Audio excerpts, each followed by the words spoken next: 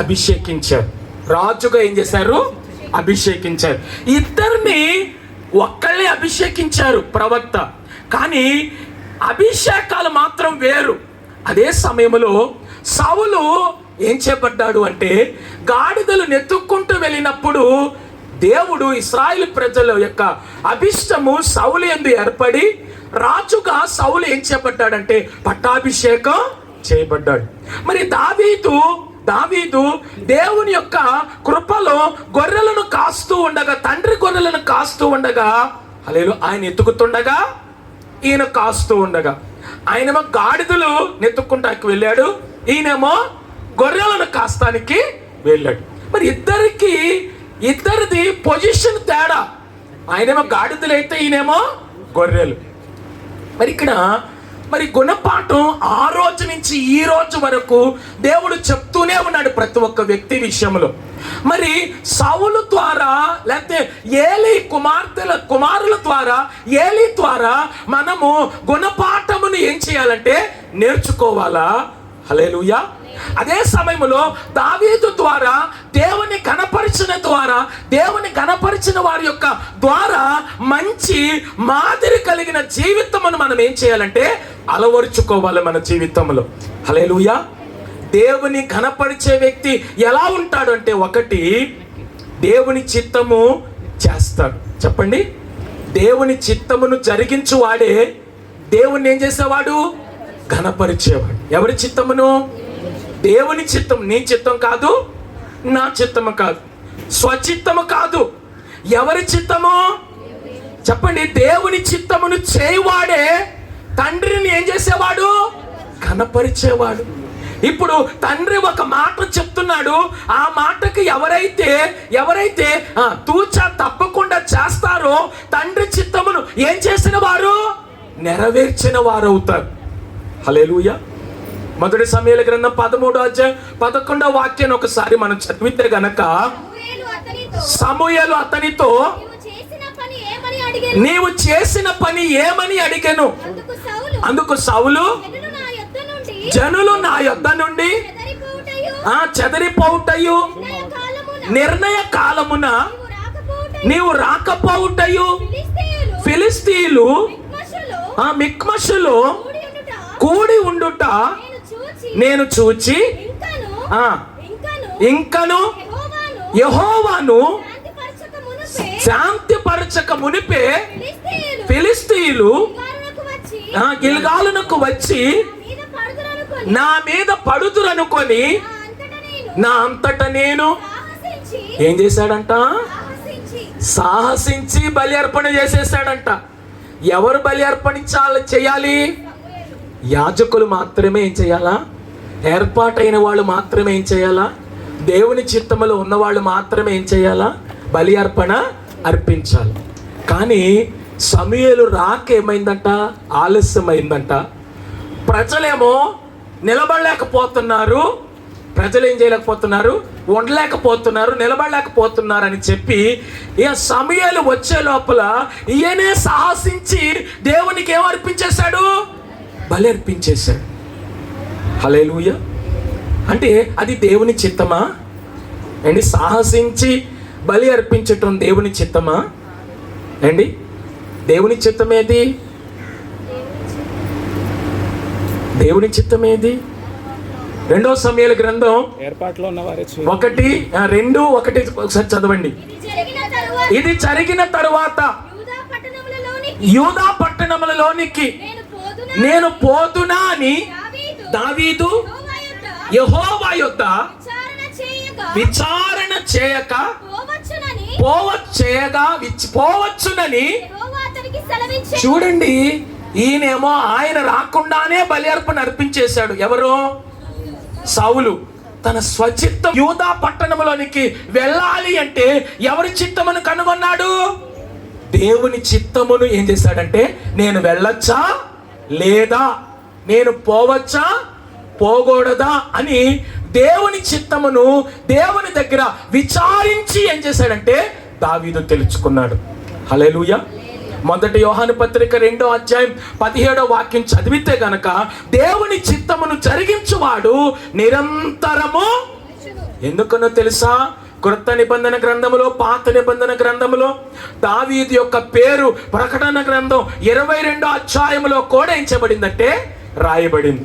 కారణము, దావీదు పేరు పదే పదే ప్రస్తావించటానికి కారణం ఏంటంటే, దావీదు 1, 2 ఏదో చిన్న తప్పు చేసినప్పటికీ అడపాదడప దేవుని చిత్తమును, స్వచిత్తమును కాకుండా సౌలు వలె స్వచిత్తమును నెరవేర్చిన వ్యక్తిగా కాకుండా దేవుని చిత్తమును నెరవేర్చేటువంటి ఒక వ్యక్తిగా దావీదు నిలుచోబట్టి, హల్లెలూయా, దేవుణ్ణి ఏం చేశాడంటే ఘనపరచగలిగాడు.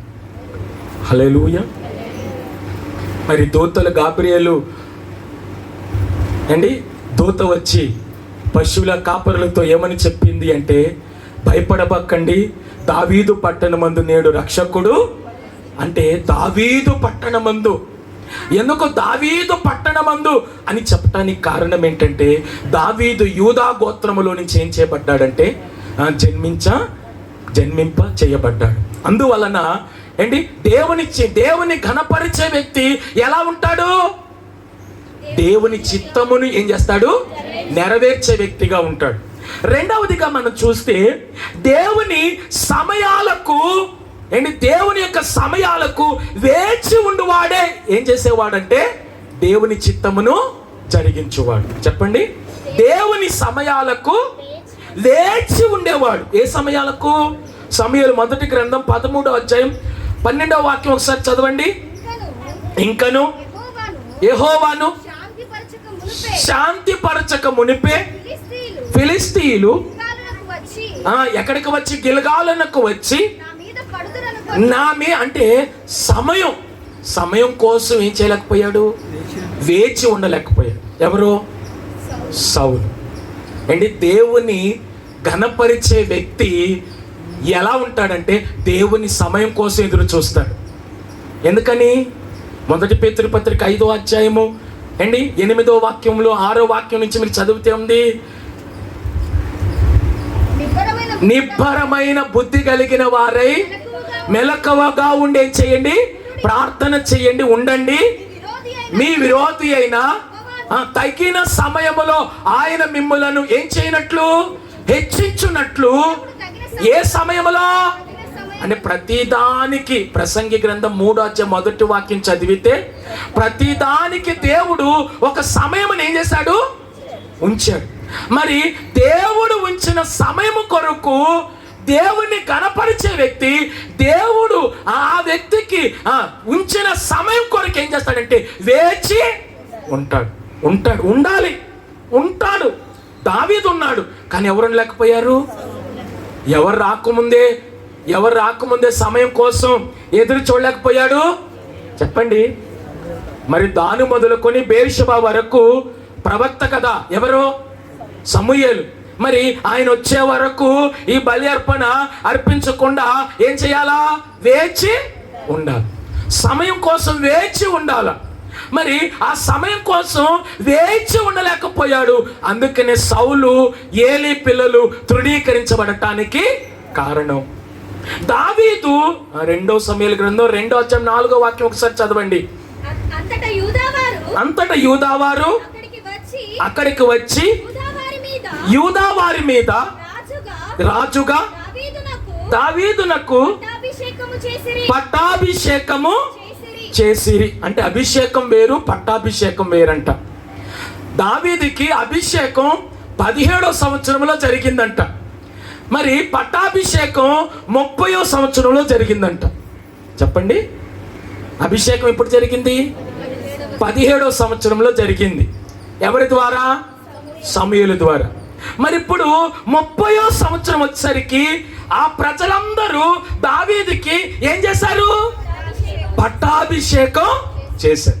అంటే అభిషేకం చేయబడినటువంటి ఒక వ్యక్తి అభిషేకించటం, పట్టాభిషేకం చేయటం అంటే దావీదు ఇక్కడ ఏమని చెప్తున్నాడంటే, ఒక సైన్యమును, ఒక సామ్రాజ్యమును దేవుడు ఒక వ్యక్తికి ఎప్పుడు ఇస్తాడంటే, అభిషేకించబడాలా, పట్టాభిషేకం చేయబడిన వ్యక్తికి మాత్రమే ఒక సైన్యమును, ఒక సామ్రాజ్యమును దేవుడు ఏం చేస్తాడంటే ఇస్తాడు. ఇప్పుడు దావీదును సౌలు కంటే ఏంటి మీకాలు, యోనాతాను, ఆ ఇశ్రాయేలు ప్రజలందరూ ఎవరిని ఎక్కువగా ప్రేమించారు? బైబిల్ చదివిన వాళ్ళు చెప్పండి. ఒకసారి చదివానన్న వాళ్ళు చెయ్యొద్దండి. బైబిల్ అంతా ఒకసారి చదివేశానన్న వాళ్ళు. అబ్బా, ఎత్తటం మాత్రం బలి ఎత్తుతారండి. చెప్పటమే మనం కొంచెం ఏదంటే స్లో. ఏమన్నాను? మీకాలు, అలాగనే యోనాతాను, అలాగనే ఇశ్రాయేలు ప్రజలు సౌలు కాలంలో ఎక్కువగా సౌలుని ఎక్కువగా ప్రేమించారా, దావీదుని ఎక్కువగా ఇష్టపడ్డారా? ఇప్పుడు ఆన్సర్ చెప్పాక మీరు చెప్తున్నారు. హల్లెలూయా. ఎవరిని ఎక్కువగా ఇష్టపడ్డారంటే దావీదునే. మీకాలు దావీదునే ఇష్టపడింది, యోనాతాను దావీదునే ఇష్టపడ్డాడు. హల్లెలూయా. ఇశ్రాయేలు ప్రజలు కూడా దావీదునే ఏం చేశారంటే ఇష్టపడ్డారు. మరి కానీ సౌలు ముందున్నప్పుడేమో చెప్పండి అయ్యా నటించేవాళ్ళంట. ఎందుకంటే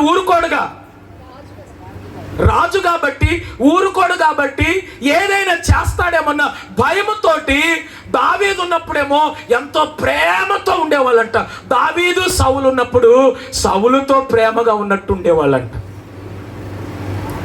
హల్లెలూయా. ఇక్కడ దేవుని యొక్క సమయం కోసం మనం ఏం చేయాలండి? ఈరోజు కూడా ప్రతి ఒక్కరికి దేవుడు ఏమిచ్చాడంటే ఒక సమయాన్ని ఇచ్చాడు. కడతానికి, నాటటానికి, పెళ్ళగించటానికి, పెరికి వేయబడటానికి చెప్పండి, ఇంకా ఏం చేయటానికి? ప్రతి దానికి ఏముంది?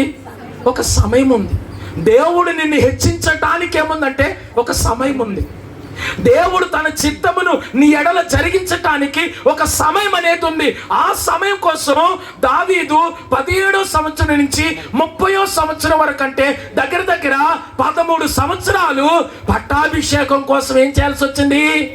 వేచి ఉండాల్సి వచ్చింది. మరి ఈ రోజు కూడా దేవుడు నీకే సమయంలో సహాయం చేస్తానని దేవుడు మాట ఇచ్చాడో ఆ మాట ప్రకారము దేవుని సహాయం కోసం, దేవుని కార్యం నీ జీవితంలో చూడటం కోసం నువ్వు ఆశతో ఏం చేయాలంటే ఆయన సమయం కోసం ఏం చేయాలంటే ఎదురు చూడాలి. మరి ఆయన సమయం రాకుండానే నువ్వు ముందుగానే స్వచిత్తమును నెరవేర్చి నీ ఇష్టం వచ్చినట్టుగా నీవు స్వలాభాపేక్షతోటి నీ యొక్క ఆశతో అవసరాలు తీర్చేసుకున్నావు అనుకోండి, దేవుణ్ణి ఘనపరచినటువంటి వ్యక్తిగా నీవు ఉంటావు. ఏలి పిల్లలను సౌలును తృణీకరించినట్టు దేవుడు నిన్ను కూడా ఏం చేస్తాడు? తృణీకరిస్తాడు. హల్లెలూయా. మూడవది, దేవుని ఘనపరిచే వ్యక్తి ఎలా ఉంటాడంటే దేవునిని మహిమపరిచేవాడే. దేవుని మహిమపరిచేవాడే దేవుని ఏం చేస్తాడు? ఘనపరుస్తాడు. చెప్పండి, ఏం చేసేవాడు? దేవుని మహిమపరిచేవాడు. 15వ అధ్యాయం 12వ వాక్యం ఒకసారి చదవండి. 1 సమూయేలు 15:12. ఉదయమున సమూయేలు లేచి సౌలుని ఎదుర్కొనుటకు పోగా సౌలు కర్మేలునకు వచ్చి అక్కడ జయసూచకమైన శిలను నిలిపి తిరిగి గిల్గాలునకు పోయనన్న సమాచారం ఎవరు విన్నారు? సమూయేలు. ఎవరు చెల్లిపోయారని? సౌలు ఎవరితో యుద్ధం చేసి వచ్చాడు? అమాలేకీయులతో యుద్ధం చేసి వచ్చి ముందుగా సమూయేలు వెళ్లకుండానే గిల్గాలులోకి వెళ్ళి అక్కడ జయసూచకమైనటువంటి ఒక శిలను ఏం చేశాడు?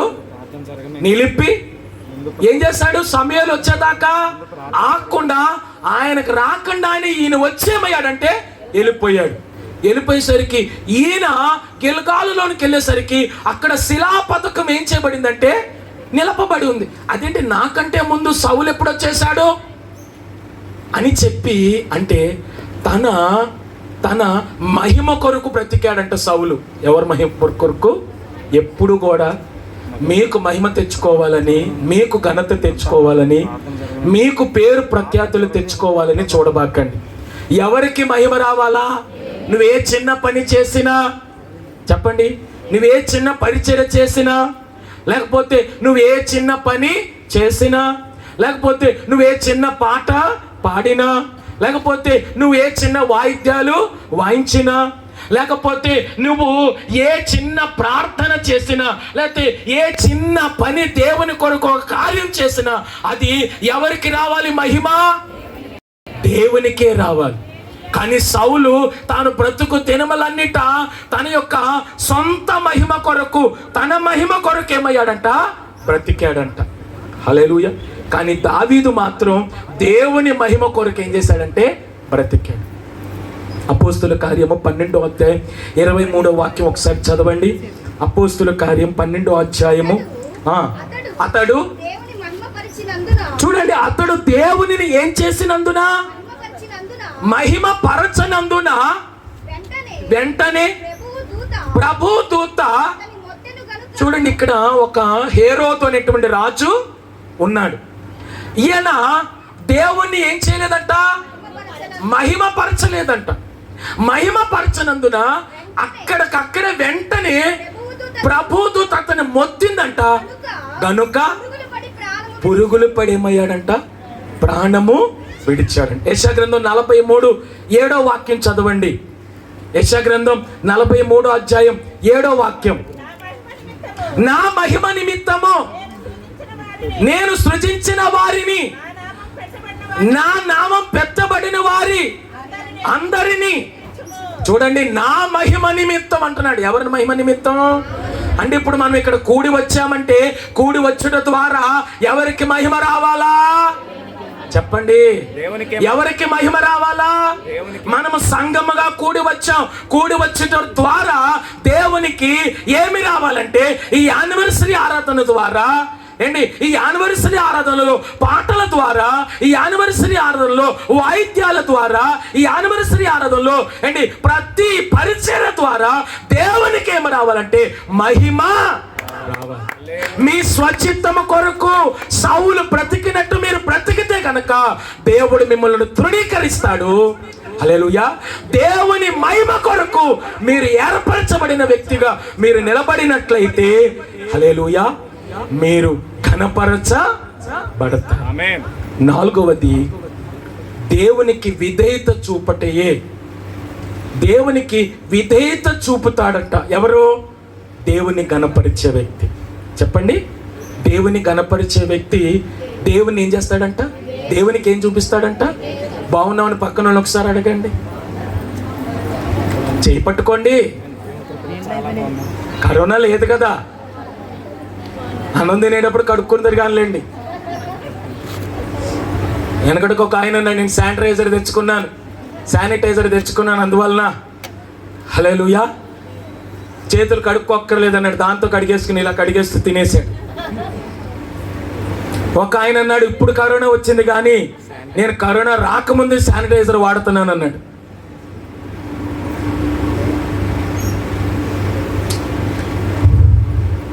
అందుకే నేను బయటికి వెళ్తే మరలా ఎందుకు వెళ్ళాలి వచ్చానంటే, కొంతమంది పాపం విసురుకుంటున్నారు. స్తోత్రం. పోన్లే, కొంతమంది ఏంటంటే హల్లెలూయా ఆకలితో ఉన్నారు, ఆపేస్తాలేండి మీదే లేటు మరి. ఎందుకంటే మనం స్టార్ట్ చేసిందే 12ంటికి, కరెక్ట్గా మరి 2:30 గంటలన్నా మనం దేవుని ఏం చేయాలా? ఆరాధించాలి కదా. దేవునికి విధేయత చూపేవాడే దేవుని ఏం చేసేవాడు? మొదటి సమూయేలు గ్రంథం 15:8 వాక్యం చదవండి. అమాలేకీయుల రాజైన అగగును జ్ఞానముతో పట్టుకొని ప్రాణముతో పట్టుకొని జనులందరినీ కత్తి చేత నిర్మూలము. హల్లెలూయా. చూడండి, ఇక్కడ బైబిల్లో మొట్టమొదటిగా ఆత్మహత్య చేసుకున్న వ్యక్తి సౌలేనంట.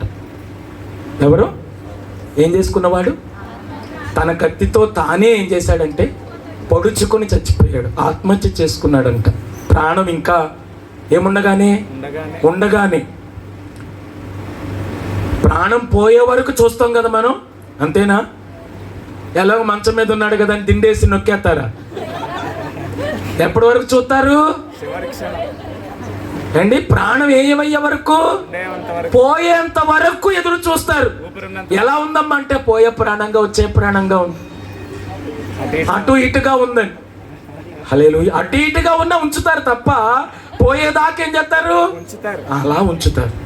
మరి ఇప్పుడు పోయేదాకా ఉండలేదంటే సౌలు తన ప్రాణం పోయేదాకా ఏమయ్యాడంటే నిలబడలేక ఆత్మహత్య చేసుకున్నాడు. అంటే తాను పొందిన విజయము చూద్దామని ఉంచాడట. దేన్ని? ఆ గొర్రెల్ని. తాను పొందిన విజయం చూపిద్దామని ఏం చేశాడంట, ఆ గొర్రెల్ని ఏం చేశాడంటే బ్రతకనిచ్చాడంట. ఏం చూపిద్దామని? నేను కాదయ్యా, ఇదిగో వీళ్ళు తీసుకొచ్చారంటున్నాడు. ఎవరు తీసుకొచ్చారంట? నేను తేలా ఈ గొర్రెల్ని దేవునికి బలిద్దామని ఈ యొక్క సైనికులు, ఈ ప్రజలు తీసుకొచ్చారయ్యా, దాన్ని నీకు చూపిద్దామని దొడ్లు ఏం చేశా, కట్టేశా.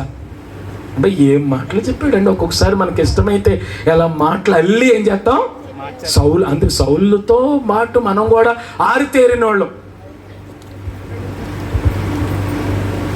2 సమూయేలు 15:14 ఒకసారి చదవండి. 1 సమూయేలు 15:14. జనులు ఉండనిచ్చారు అంటున్నాడు. ఏం చేశాడంట? జనులు ఏం చేశారంట? ఉండనిచ్చారు.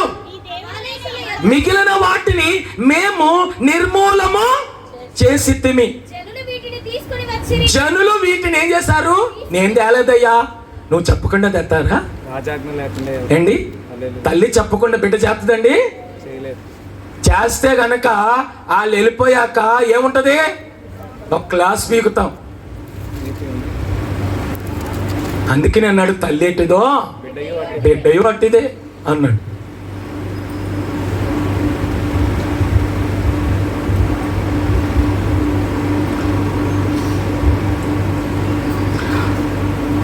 సౌలట అమాలేకీలను హతము చేయనందువలన ఆయనే హతమైపోయాడంట. మీరు గనక అమాలేకీ శక్తి మీ జీవితంలో మీరు హతము చేయలేదనుకోండి, ఆ అమాలేకీ శక్తి మిమ్మల్ని ఏం చేస్తుందంటే హతము చేస్తుంది. దావీదు ఎప్పుడైతే తాను చేసినటువంటి ఆ తప్పును ఒప్పుకొని విడిచిపెట్టాడో, కనికరాన్ని ఏం చేశాడంటే పొంది కృపకు ఏమయ్యాడంటే పాత్రుడయి యోగ్యుడయి దేవుని ఘనపరిచే వ్యక్తిగా నిలబడ్డాడు. 5వది చూస్తే దేవుని సేవకులతో అంటి పెట్టుకొని ఉంటాడంట. ఎవరో? దేవుని ఘనపరిచే వ్యక్తి ఎలా ఉంటాడంట? దేవుని సేవకులను అంటి పెట్టుకొని ఉంటాడంట.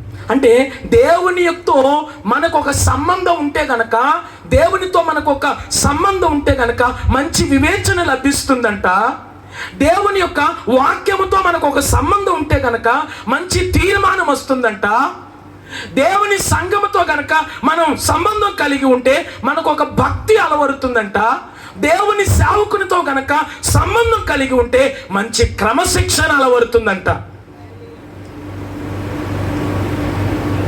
దేవునితో సంబంధం ఉంటే ఒకటి భక్తేనా? వివేచన. దేవునితో సంబంధం ఉంటే మంచి వివేచన వస్తుంది. దేవుని వాక్యముతో సంబంధం ఉంటే మంచి తీర్మానం వస్తుంది. దేవుని యొక్క సంఘముతో సంబంధం కలిగి ఉంటే మంచి భక్తి అలవరుతుంది. దేవుని యొక్క సేవకునితో సంబంధం ఉంటే క్రమశిక్షణ అలవరుతుంది. మరి ఇప్పుడు ఏంటి? దేవుని సేవకులతో అంటి పెట్టుకుని ఉంటాడంట. ఎవరిని కనపరిచేవాడు? ఇప్పుడు ఏలి ఉన్న షిలోహు మందిరమును అంటి పెట్టుకున్నాడు. ఎవరో? సమూయేలు. అందువలన దేవుడు ఏలీ కుటుంబాన్ని త్రోసేసి ఎవరిని ఎన్నుకున్నాడు? ప్రవక్తగా సమూయేలును దేవుడు ఏం చేశాడు? ఎవరైతే దేవుణ్ణి అంటి పెట్టుకుని ఉంటారో వాళ్ళని దేవుడు ఘనపరుస్తాడంట. ఏ రోజు మర్చిపోడంట. ఈరోజు నువ్వు దేవుని అంటి పెట్టుకుని ఉన్నట్లయితే, దేవుని సేవకులతో నువ్వు అంటుకొని ఉన్నట్లయితే, ఆనుకొని ఉన్నట్లయితే ఏండి నీ జీవితము ఏం చేయబడుతుందంటే దేవుణ్ణి ఘనపరిచేదిగా ఉంటుంది.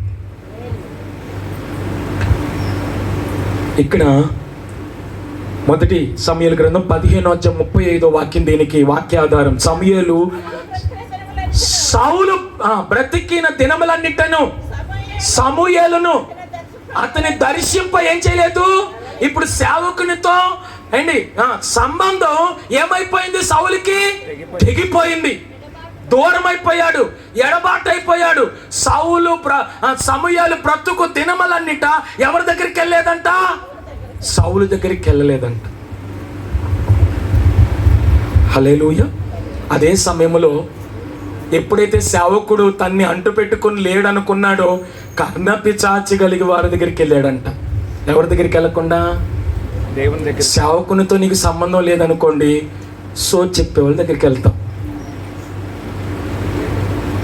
ఏండి సౌలు వెళ్ళినట్టు సౌలు వెళ్ళాడుగా ఎవరి దగ్గరికి, కర్ణపిశాచం కలిగిన వారి దగ్గరికి వెళ్ళారంట. ఒక దాన్ని తీసుకొచ్చారంట, కర్ణపిశాచం కలిగిన దాన్ని. సేవకునితో దేవునితో సేవకునితో నీకు ఒక సంబంధం లేదనుకోండి, హల్లెలూయా, ఊరంతా తిరుగుతావు, దేశం అంతా తిరుగుతావు. దేనికోసం? శాంతి కోసం, సమాధానం కోసం.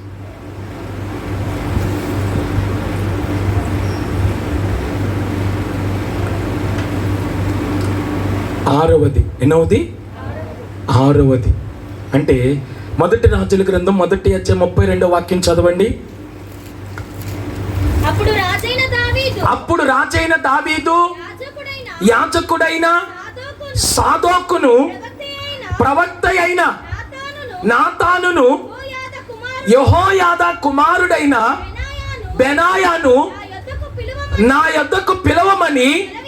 చూడండి, చనిపోయే వరకు దావీదు సేవకులతో ఏం పెట్టుకున్నాడు? అంటే బెనాయా, నాతాను, సాదోకు వీళ్ళెవరు? దేవుని సేవకులు, ప్రవక్తలు. చనిపోయే వరకు కూడా వాళ్ళని పిలిపించుకొని దేవుని ద్వారా, దేవుని విషయంలో వారి ద్వారా దేవుణ్ణి విచారణ చేశాడు. ఎప్పటి వరకు? చనిపోయే వరకు. కానీ సమూయేలుతో సంబంధం తెగిపోయింది. ఎవరికి? సౌలుకి. తాను బ్రతుకు దినములన్నిటి ఎక్కడికి వెళ్ళలేదు. సమూయేలు సౌలుని దర్శింప ఏం చేయలేదు, వెళ్ళలేదు. రావట్లేదని నువ్వు రాకపోతే నాకు జరగదా? అందుకనే క్రైస్తవులకి అహం ఎక్కువ అంట. ఏమెక్కువ? ఫెమిలియారిటీ, క్యాజువాలిటీ అంట. ఏంటిది? Familiarity, casualty. ఫెమిలియారిటీ అంటే నాకే అన్ని తెలుసు. క్యాజువాలిటీ అంటే ఏమైపోయినా పర్వాలేదే. ఏమైపోద్ది? సంఘం ఎక్కడికి వెళ్ళిపోద్ది అండి? ఈరోజు చాలా పెళ్ళిళ్ళు ఉన్నాయి, రాత్రి చాలా పెళ్ళిళ్ళు ఉన్నాయి అండి. ఎక్కడికి వెళ్ళిపోద్ది అండి సంఘం? సంఘం ఎక్కడికి వెళ్తాం? సేవకుడు ఎక్కడికి వెళ్తాం? ఎందుకంటే సేవకుడు ఫోన్ చేయంగానే వచ్చేస్తాడు, వాలిపోతాడు కదా.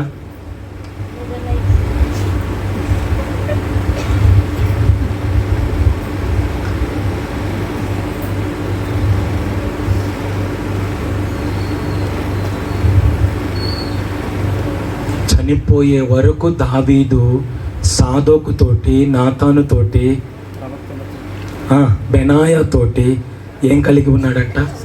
సంబంధం, విచారణ అనే సంబంధం కలిగి ఉన్నాడంట దేవుని బిడ్డలతో. కానీ సౌలు మాత్రం ఎప్పుడైతే సంబంధం తెగిపోయిందో, అయితే ఏంటి, సంబంధం తెగిపోతే ఏంటి, ఇంకా వేరే విచారణకర్తలు లేరా అని కర్ణపిశాచి కలిగిన వారి దగ్గరికి వెళ్ళాడంట. ఆరవది, దేవుని యుద్ధములు చేస్తాడంట. ఎవరి యుద్ధములు? ఎవరో దేవుని కనపరిచే వ్యక్తి దేవుని యుద్ధములు ఏం చేస్తాడంట? చేస్తాడు. మనిషిని యుద్ధములు కాదు. సౌలు అంట ఏంటి, సౌలు ఫిలిస్తీన్లతోటి, అమాలేకీయులతోటి, ఇద్దరితోటే యుద్ధం చేసి మిగిలిన యుద్ధాలన్నీ దావీదుతోనే చేశాడంట. ఎవరితోటే? ఎవరితో? దావీదుతోటే చేశాడంట. ఎవరితో చేయలేదు? మిగిలిన రాజులందరితో ఏం చేయాల? ఫిలిస్తీన్లతో యుద్ధం చేశాడు ఆరంభంలో. కొంచెం మధ్యలోకి వచ్చేసరికి అమాలేకులతో యుద్ధం చేశాడు. ఎప్పుడైతే గొలియాతుని చంపాడో దావీదు, అప్పటి నుంచి 21 హత్యా ప్రయత్నం, యుద్ధము చేస్తూ ఎవరిని తరిమాడు? దావీదునే తరిమేశాడు. కానీ దావీదు మాత్రమంట అబ్షాలోము సొంత వారితో యుద్ధం చేయలేదంట. ఎవరో? దావీదు. కానీ సౌలు మాత్రం కుటుంబంలో ఉన్న వాళ్ళతో ఏం చేశాడంట? యుద్ధం చేశాడు. అది దావీదుకి సౌలుకి. ఇప్పుడు దేవుని బిడ్డవైతే నీ ఇంట్లో ఉన్న వాళ్ళతో కాదు నీకు యుద్ధం, అదే సమయంలో బయట వాళ్ళతో కాదు నీకు యుద్ధం. మన యుద్ధోపకరణములు శరీర సంబంధమైనవి కావు, కానీ మా దేవుని ఎదుట దుర్గములను పడద్రోయ చాలనంత బలము గలవై ఉన్నవి. మనము పోరాడుతున్నది శరీరాలతో కాదు, ఆకాశ మండలమందున్న దురాత్మల సమూహములతో ఏమవుతున్నామో పోరాడుచున్నాము. హల్లెలూయా. అంటే చూడండి, మొదటి సమూయేలు గ్రంథం 20వ అధ్యాయం 30వ వాక్యం చదివితే, ఇంటిలో ఉన్న వాళ్ళతో మనం గొడవ పెట్టుకుంటే కంటే విచక్షణ జ్ఞానం కోల్పోతామంట. ఎవరితో గొడవ పెట్టుకుంటే? ఇంట్లో వాళ్ళతో గొడవ పెట్టుకుంటే ఏ జ్ఞానం కోల్పోతాం? విచక్షణ జ్ఞానం కోల్పోయాడంట సౌలు. ఎవరితో గొడవ పెట్టుకొని?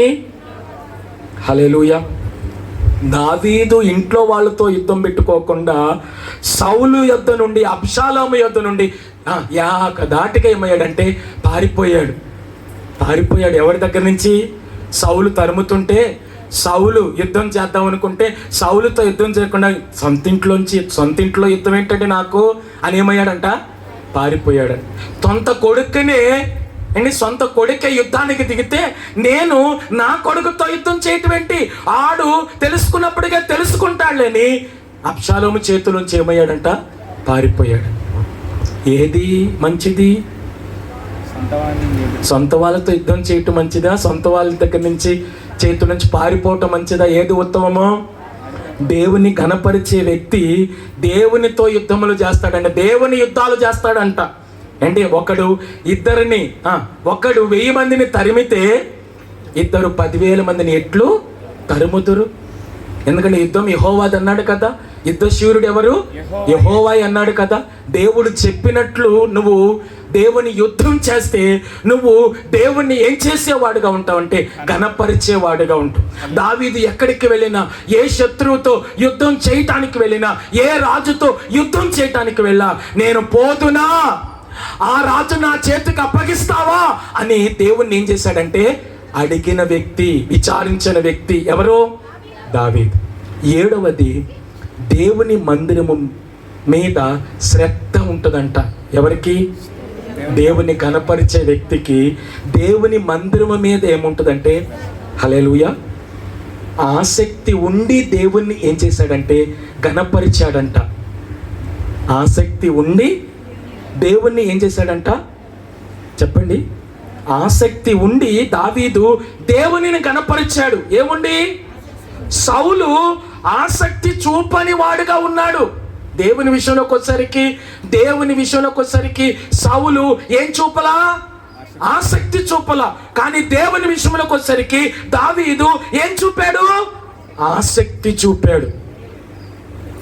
అందుకని ప్రకటన గ్రంథం 5వ అధ్యాయం 5వ వాక్యం చదివితే అక్కడ దావీదు గొర్రెపిల్ల ఎదుట దావీదు యొక్క యూదా గోత్రపు కొదమ సింహము దగ్గర దేవుని మందిరమును ఆనుకొని అంటి పెట్టుకొని దేవుని మీద శ్రద్ధ చూపించాడు. కాబట్టే 122వ కీర్తన 1వ వాక్యం చదివితే, యెహోవా మందిరమునకు వెళ్ళుదామన్న జనులు నాతో అనినప్పుడు నేనేం చేశానంటే సంతోషించి తిని, యెరూషలేమా మా పాదములు ఎక్కడ నిలిచినవంటే నీ గుమ్మములలో ఏం చేసినవి?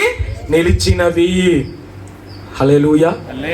దేవుని మందిరము మీద ఆసక్తి చూపని వాడంట ఎవరో? సౌలు. దేవుని మందిరము మీద ఆసక్తి చూపని వారంట ఎవరో? ఏలీ పిల్లలు.